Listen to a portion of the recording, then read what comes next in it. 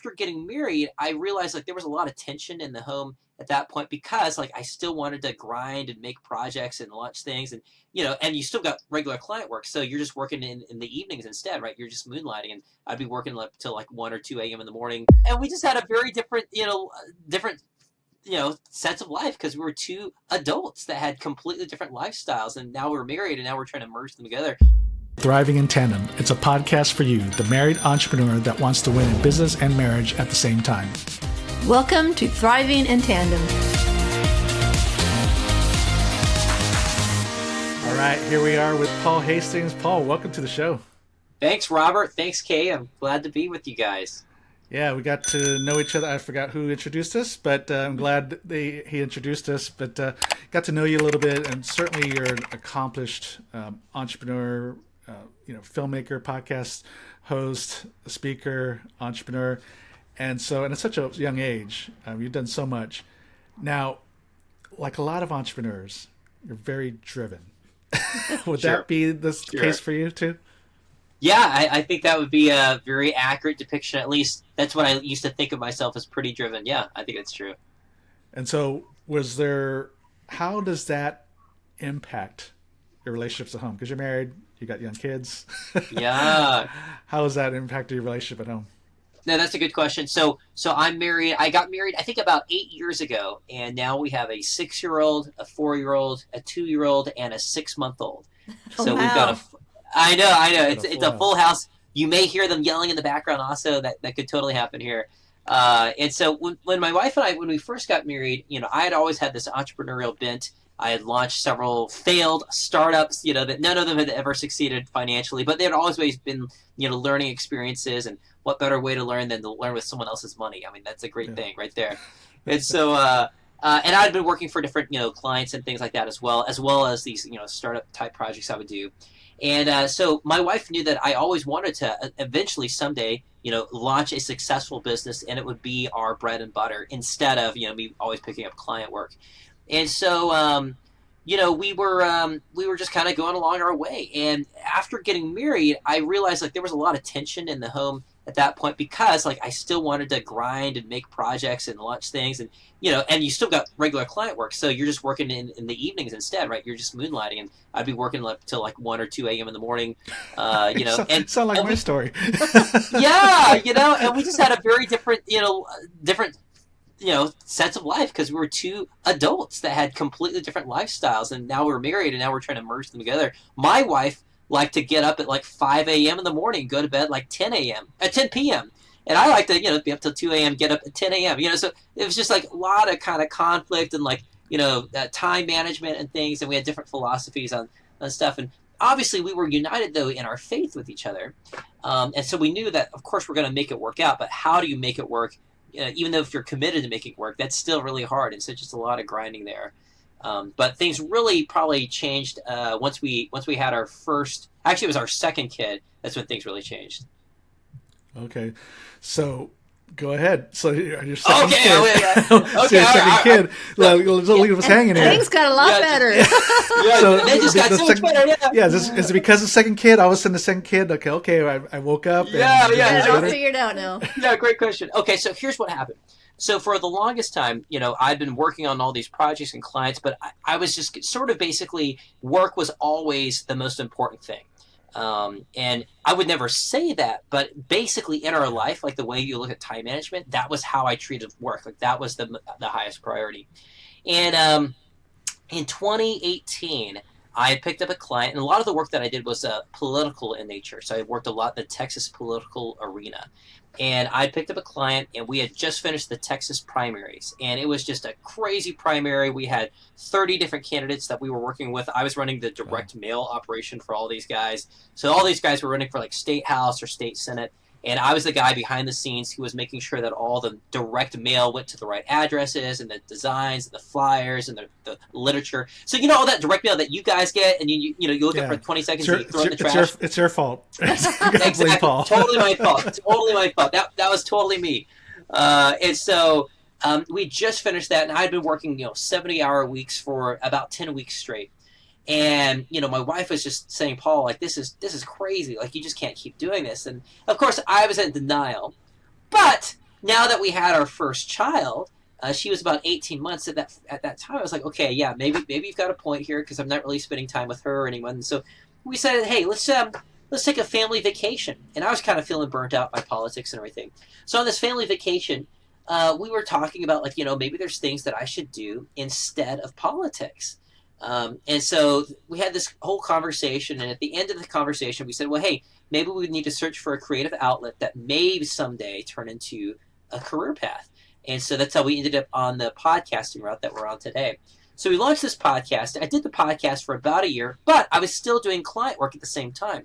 And so actually, I had just basically like doubled our output, right? Like, so like I'm still doing client work, and now I've got this podcast. The podcast someday, maybe that'll be our job. But like we were doing both of these things, and I was treating the podcast just like I treated other startups. And so my wife, again, very long suffering, and we then had our second child.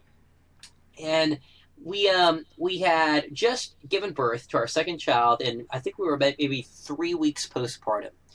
And my church came up to me. Our church did. And they said, hey, Paul, at our church, we're launching this new married class, a class for married couples.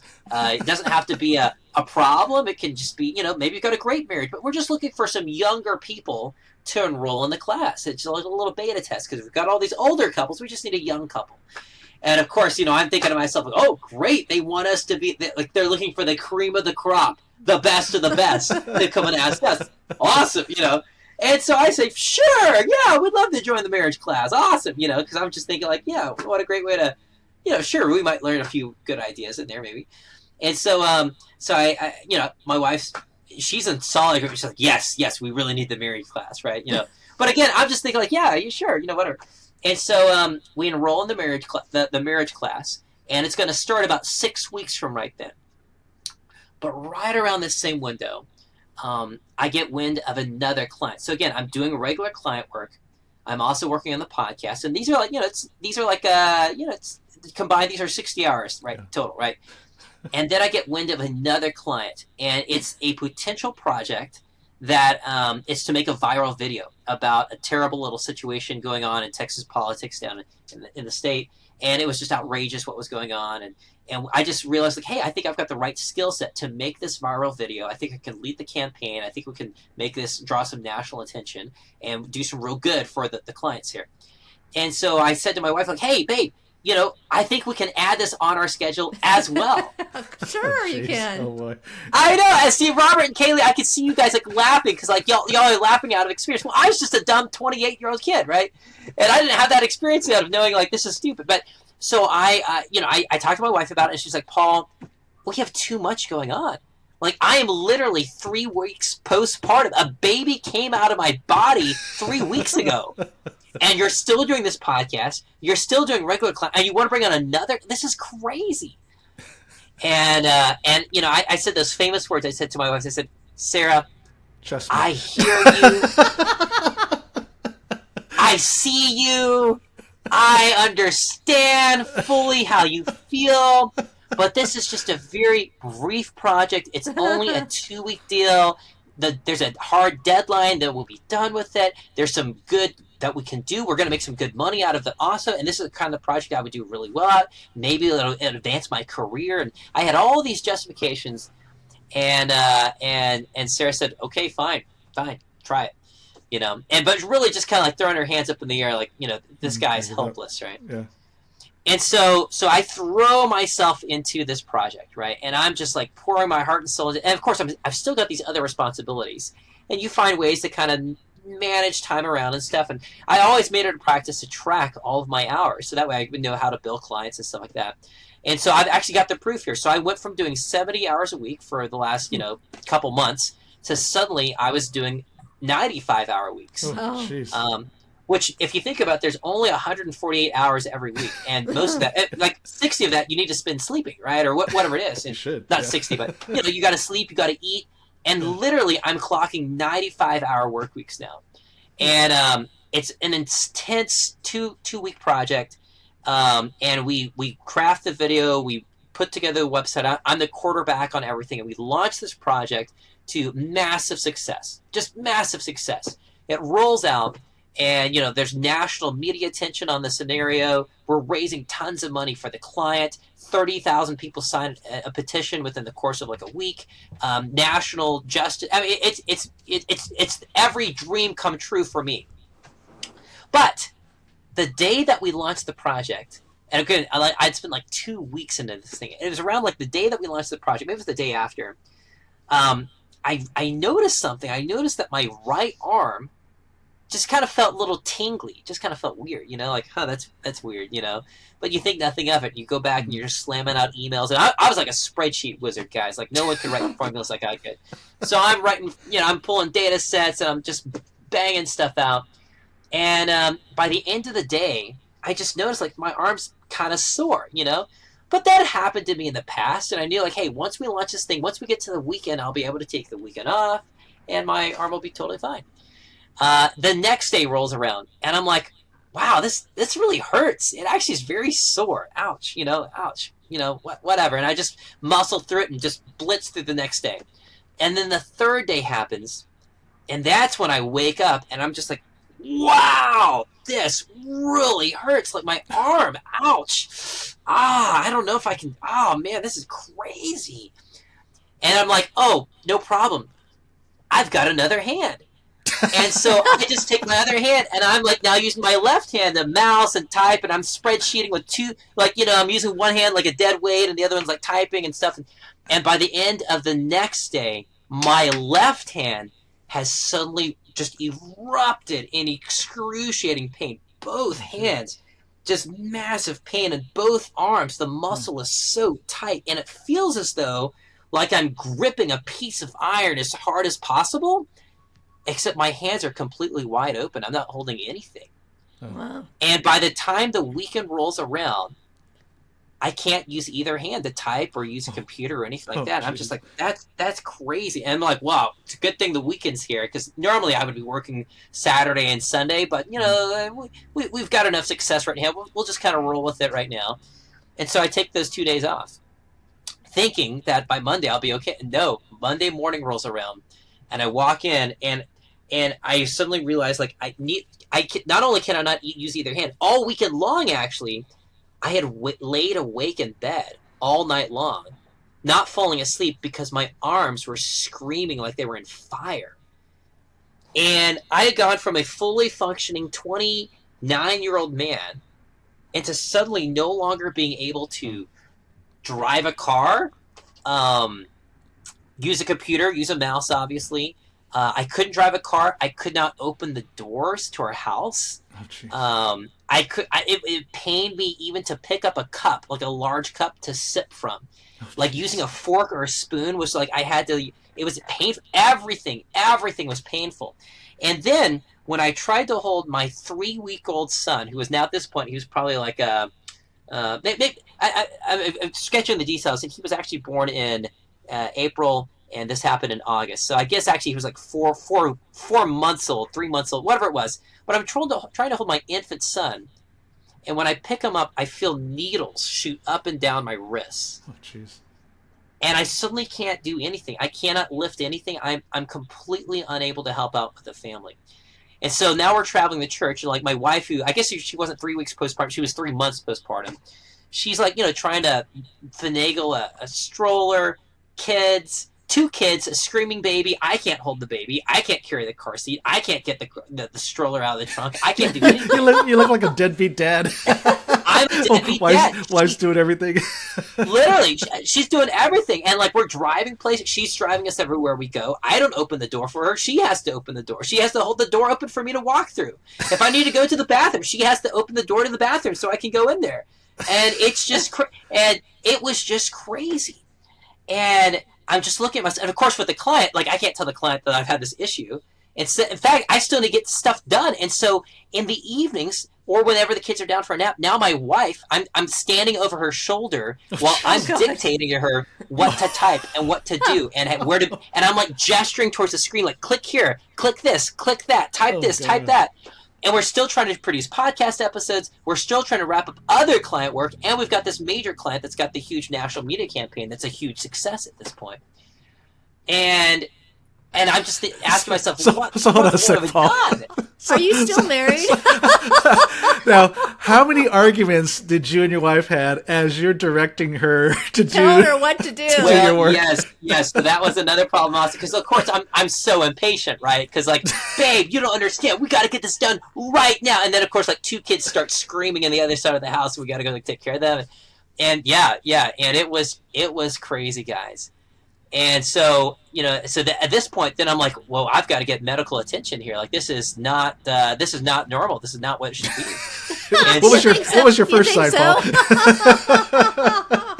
That's right. And so we go to the doctor, and I'm describing what's going on and what's happening, and they're looking at me because, like, there's no swelling or anything. My hands are all there. I look like a normal guy on the outside. And yet, like, when they touch my muscles, they realize, like, oh, wow, yeah, your muscles are just, like, they're so tight, like, they're not moving. And so I go to a physical therapist, I go to a doctor, I get steroid injections, I get electrical stimulation therapy, I get my spine stretched, I go to a chiropractor, I eventually end up at a surgeon.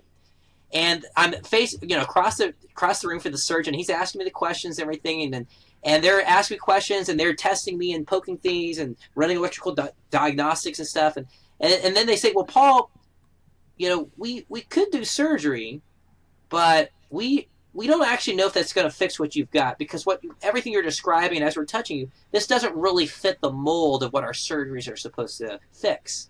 So while we could do it, you're going to have scarring for the rest of your life right here on your wrists, but I don't know if you want to do that.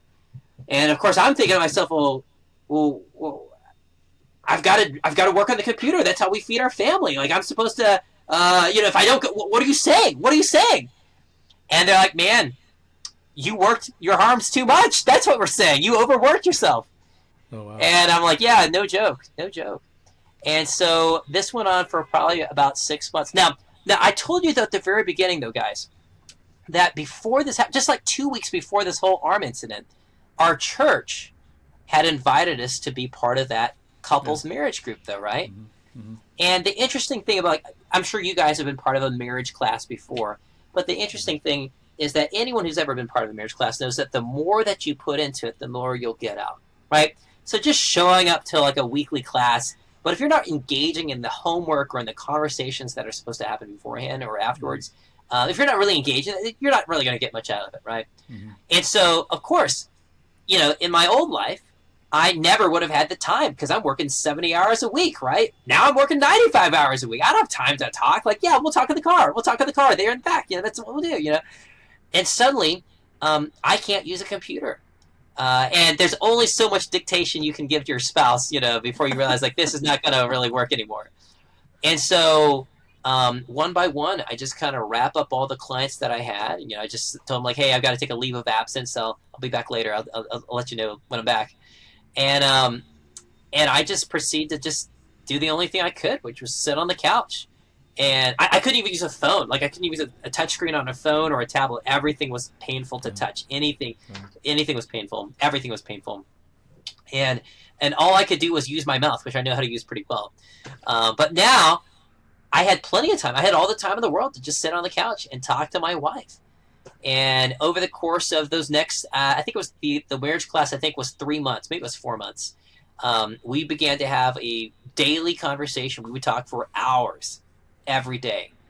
And of course, I'm not making money either. Like, I'm self-employed, right? So I have no, we're just eating up our savings as I'm sitting around waiting to heal my arm so I could go back to work again.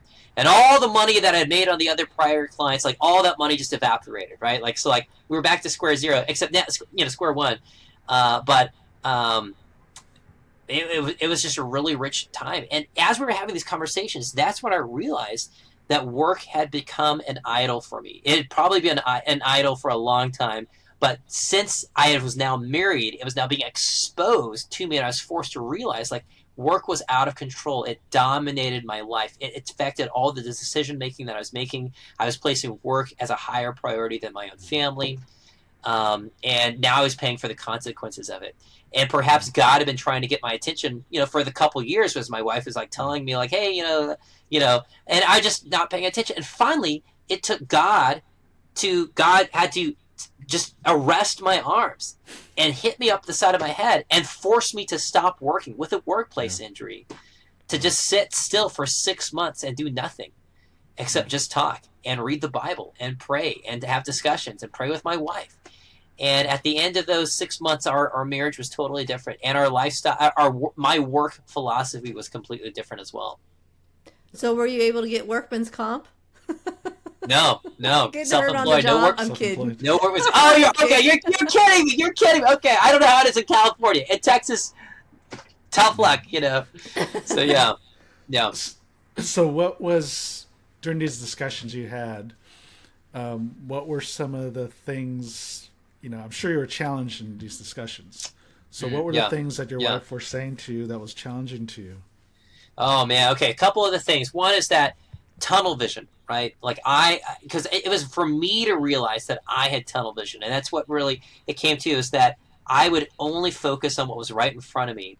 And I somehow would not think about her. And when I say somehow, it just was not part of my mind. It did not come to me naturally, but neither was I working to make it become a more prevalent part of my life. Mm-hmm. And so just realizing, no, I need to have I need to grow an awareness. Just because it doesn't come naturally is not an excuse to not try. Like, I need to try. I actually need to actively try to have an awareness of her needs as well. Yeah. That was a huge thing right there.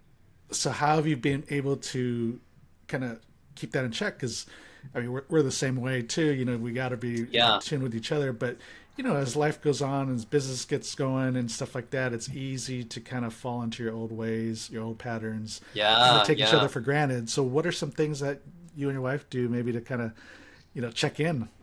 I'm so glad you asked that. Yeah, so here's a couple things that we've done, and we're not perfect by any means of the imagination, right? But here's some things that we do now do, and this all happened. That was 2019 when that happened. So it's been 4 years now. So this is kind of the culmination, and this is where we are progressing so far right now. And so a couple things. One, I don't take on other client projects, even when it's like, oh, this is so appealing. Like, no, one client at a time or one podcast at a time. But I don't take on two at the same time. Because my nature was though that, like, I can do both and I'll manage it. Oh, yeah, I'll keep my hours under 50 hours a week. Oh, I'll do that, no problem. But, like, in reality, no, once we're actually in it, and then the client calls you, oh, we need this thing. And, of course, like, I want to be the amazing consultant that I am, right? Of course, I'll get it done, no matter what it takes, right? And you hang up the phone, and then you turn to your wife like, hey, I'm working this Saturday, sorry. And so I just realized, no, I cannot take two clients like that at the same time, one client at a time. Yeah. And that was just a core thing that for us that we had to start doing at that point. And obviously, every business model is different. Every consulting practice is different. But that was the offering that I offered to my clients, is that I was like an emergency backup guy. But you just can't let two emergencies happen at the same time. Now, yeah, I know. You plan those. Exactly. And so that's why we just had to do one client at a time. A second thing was, let me back up. And so today, though, now the podcast is our client. That is what we do full time now. And we were able to kind of grow that and shrink all the others at the same time. And yes, there was definitely an opportunity there where we could have done the podcast and still done client work and be making amazing money. But we just realized that the podcast, even though the podcast has probably cut our income in half, I just have so much more control over the schedule. And that was an intentional decision that we made. And we had that conversation like, hey, if it means making less money but having more time, this is worth it to us. And so that's another thing that we've done there also. And yeah, it's real. Like, when tax time comes around and, when we're like doing annual budgeting, it's like, man, that would have been nice to have like another 40 grand or 50 grand. That'd be great. But that's not where we're at right now. These are the decisions that we made, and we've got to be okay with that. And we are cool with that. We're very happy with that. And now, since all that had happened, we've got two more kids, right? Because like I mentioned, we just had two kids at that time. Now we got two other kids. So we got four kids right now. And my son, he's the 6-month-old. He is now the same age and size as my first son, the one that I never got to hold as a baby, but now I get to hold this one as a baby. And let me tell you, that's just totally worth it. Like holding the little baby boy and, lifting him up and making him giggle and laugh as you throw him up towards the sky. All those things, such a beautiful, beautiful experience. And I'm so glad we're doing what we're doing now. Couple other things I'll share with you also. Just to kind of the practical things. One is that we want to make sure the kids have time with me. And so even though I'm working, we do try to really tailor in my hours to like, hey, if we're going over 45 hours a week, we need to talk about that. So I'm tracking all my hours, and pretty consistently we're at 40 to 45 hours each week. That's where we're at now, that I work. Every Saturday, I try to not work on Saturdays. I think this whole year I've worked maybe 4 Saturdays out of this year so far. All right, good. So that's a big change there.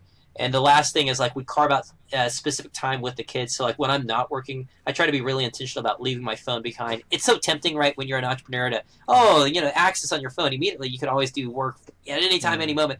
But I really try to leave that off until the kids go to bed, and then I'll check my phone again.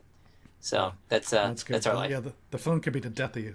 Oh yeah. I mean, it's just because it's not even just work stuff. Because once you're on the phone, you got access to every other freaking app, right? And so, I'll just be on for a couple start minutes. looking at all kinds of stuff, opening up stuff, and like, oh my gosh! Next thing you know, that's 3 hours later. That's a big time suck. Absolutely. So that's great. I mean, those are some great boundaries to put in place. And it's interesting that these are such easy things to do, but they're probably the hardest things to do for an entrepreneur. Yeah, that's really true. I mean, really, I think you're spot on physically there. It's easy, right? I mean, it's really easy, but it's so hard at the same time. Yeah. So, I don't know, speak to that a little bit. I mean, was there a transition? Because, like, I'm sure you get tempted. Let me just pick up the phone a little bit. Yeah, did you ever have like a setback? An extra hour. Yeah, I mean, I'll be honest. I think it was because God whipped me up, and it was like quitting cold turkey. Like 6 months without working for anyone, nothing going on for 6 months. It was like a real cold turkey moment, just like a drug addict, right? Yeah. And I've never been a drug addict, so I'm using that term. Hopefully, I'm not offending anybody, but and so for me, when I came back, it was actually a very slow ramp up process. My arms still hurt when I did start coming back to work, but they were hurting less, and we had to get money for the family again. And so I started out just working like 5 hours a week, 10 hours a week, 15 hours a week, and slowly built our way back up to working full time again. But once I kind of built my way up back to like 40 hours, 45 hours a week, I just stopped. And there have been a few times, some weekends where it's like, okay, we've got a special project that's come up, and I can get really tempted, but then my arms, no joke, my arms start talking to me again. Yeah? And I can recognize like, this is not good. I need to stop. So there's your built-in alarm system, huh? Maybe so. Yeah, maybe so. Maybe that's what God's done for me. I mean, it's good because, like, you have a 45-hour kind of work week kind of boundary, and actually, there's a lot of research around that. Once you get over 50 hours of work a week, that one, you actually become less productive. There's an economist at Stanford that published a report on work productivity. Once you're over 50 hours, your productivity level goes down. And actually, your risk of heart attack goes up. Mm-hmm. So it's kind of interesting. And these are obviously two totally different research papers. I mean, one's from the medical community, one's just from an economist. But when you look at all the research around how much you work, that there is a point of diminishing return, not just in productivity, but even for your health. And so certainly for you, it's not maybe the heart attack risk, but your arm is saying, hey, once we get over 50 hours in a week, we ain't working anymore. You're absolutely right. Absolutely right. And I think that the trick that every entrepreneur has is like, while we've heard research, and I've heard that research as well, what we like to tempt ourselves to say like, well, that's true for everybody else. I'm different, right? I'm so gifted. I'm not like that. Of course, when I hit 50 hours, I'm just as sharp at the 80-hour mark as I was at the 30-hour mark. But that's not true, right? And we can't kid ourselves and be prideful and think like, oh, we're so much better. We're not.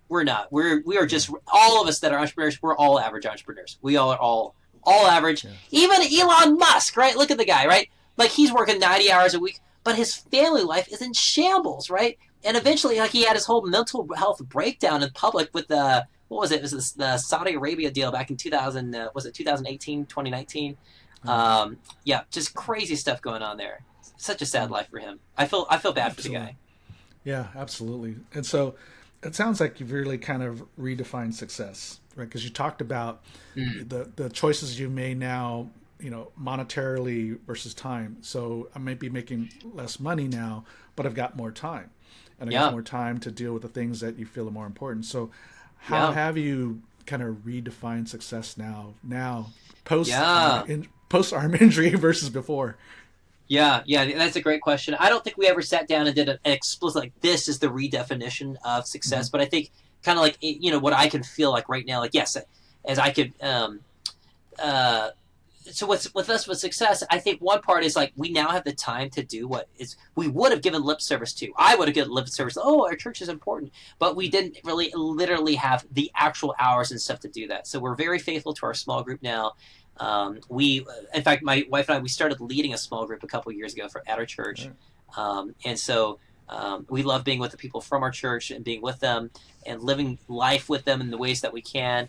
On the weekends, again, we're trying to do things around the home or with each other, or maybe we'll do a little, quick Saturday, a little trip around Austin with the kids. In fact, just this last weekend, we went with them to the Gem and Mineralogical Society show, so they could see a bunch of rocks. And we never would have done it. We never would have done that 4 years ago. We never would have had the time, and yet now we do. And so even though success doesn't mean dollar signs, right? For a lot of people, success, especially when you're entrepreneurial, like you're ambitious and you've got to drive, you want to make money because that's how you kind of like count money. But for us, like we've literally left money on the table. When I say, we've left like 40, 50 grand for like our take home pay, like that's true. That's really is true. And yeah, that's definitely deferring future plans, really deferring future plans way out into the future, right? But for us, it was worth it. And I would much rather be able to enjoy my life right now as a 33-year-old than continue deferring. And, I'm 65. Now I can enjoy life. Yeah. I'd rather enjoy it now and still be making progress towards the future. And hopefully my kids will still love me too. Oh, absolutely. Because, at the end of the day, it's those relationships that matter the most. Yeah. And you want to be there for your kids.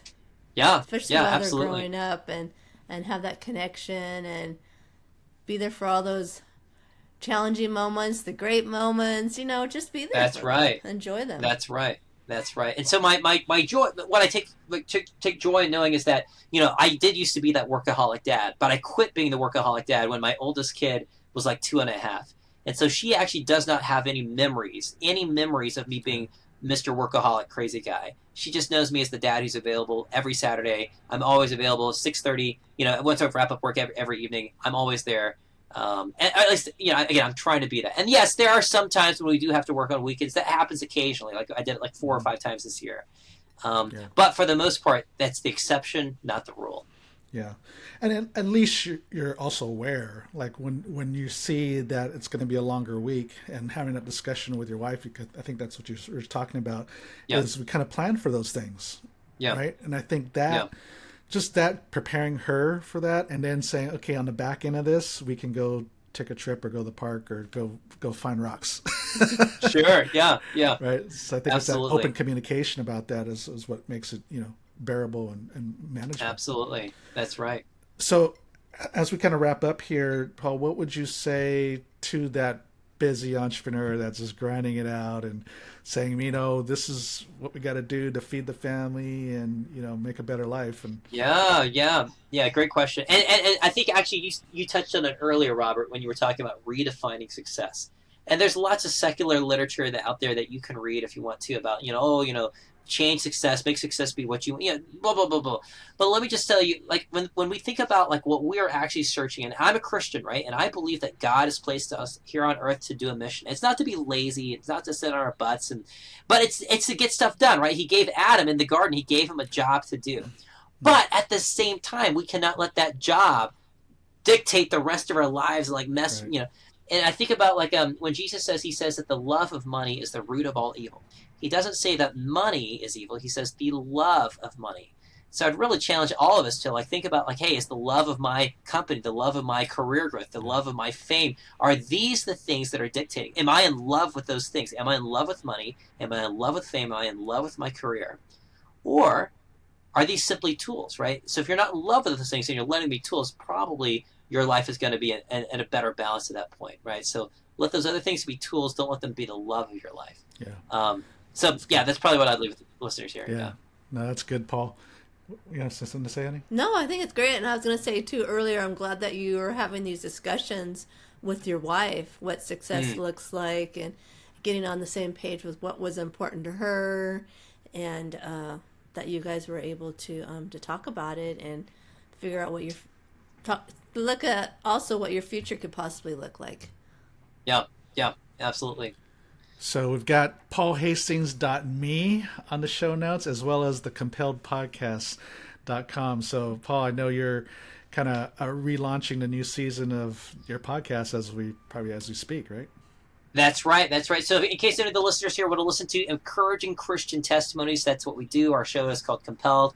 We find Christians with unique stories, how Christ has transformed their life. We add sound effects, music, and narration.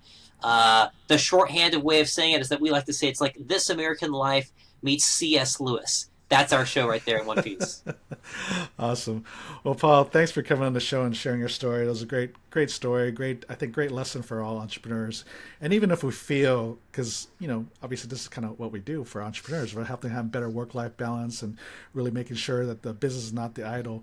But at the same time, we can get caught in our own trap too. And so it's always good to just be reminded of these things and even check our own self and our own schedule and all that. So really appreciate your time, Paul. Yes, thank you so much. Awesome. Robert, Kaylee, thank you guys. Yeah, so you're still listening, so I know this episode has impacted you, so you definitely need to share this with an entrepreneur that needs to hear this story, because we do need to check ourselves, see, is our business becoming our idol, and how are we viewing success? So go ahead and share this and leave a review. And until next week, God bless everyone. Thank you for listening to the Thriving in Tandem podcast. Please visit our website, marriedentrepreneur.co, for a variety of free resources to help your marriage and business succeed. And feel free to leave us a review and share this episode with another married entrepreneur. That would mean so much to us. See you next week.